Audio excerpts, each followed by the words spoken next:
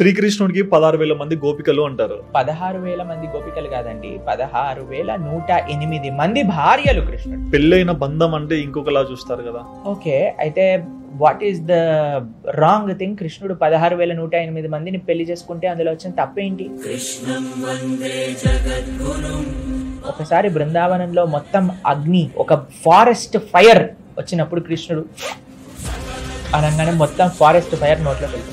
కాళీయుడు అనే ఒక సర్పం పైన ఆయన డాన్స్ చేశాడు.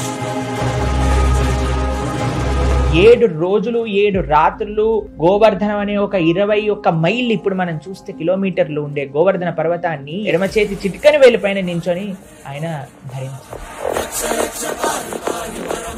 పరమాత్మతో కంపేర్ చేసుకోవాలి అని అంటే ప్రతి ఒక్క విషయంలో కంపేర్ చేసుకోవాలండి. కేవలం 16,108 మందితో మాత్రమే కంపేర్ చేసుకోకూడదు.